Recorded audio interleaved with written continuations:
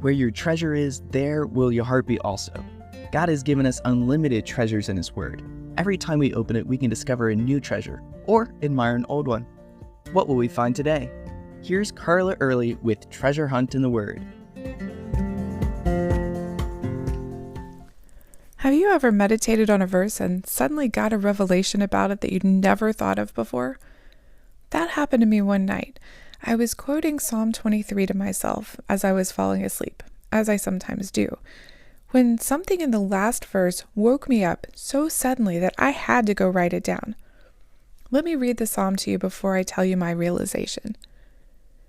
So this is Psalm 23. The Lord is my shepherd, I shall not want. He makes me to lie down in green pastures. He leads me beside the still waters. He restores my soul.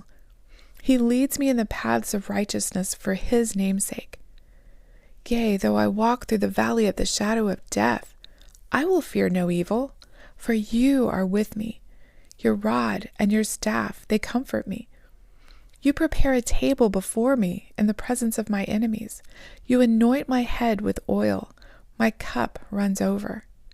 Surely goodness and mercy shall follow me all the days of my life, and I will dwell in the house of the Lord forever. Now that last phrase caught my attention. I will dwell in the house of the Lord forever. This is David writing here, so the temple hasn't been built yet. But there is the tabernacle. He wrote this psalm from the perspective of a sheep. Now what happens when a sheep entered the tabernacle or temple? It would get killed, sacrificed. Sheep didn't live in the temple. Yet this sheep anticipated dwelling there forever. How is that possible? Throughout this psalm, we can note the shepherd's love and care for his sheep. And we automatically think of when Jesus calls Himself the good shepherd who gives His life for the sheep. Because He gave them life, no more sheep have to be sacrificed for sin. In fact, soon after Jesus made His ultimate sacrifice, God did away with the whole sacrificial system. Billions of lambs had shed their blood in the temple, but no more. And Jesus told His sheep, I go to prepare a place for you, and I will come again and receive you to myself, that where I am, there you may be also. So our God, the Good Shepherd, made a way for us to avoid death and to live with Him, dwell in the house of the Lord forever.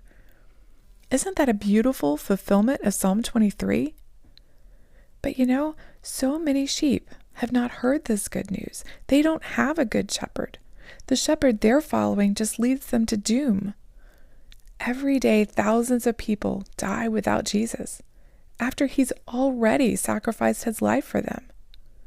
Who do you know who needs to hear this good news today?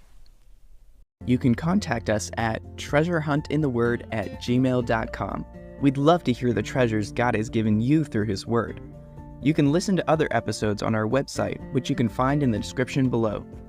Thank you for listening, and remember, where your treasure is, there will your heart be also.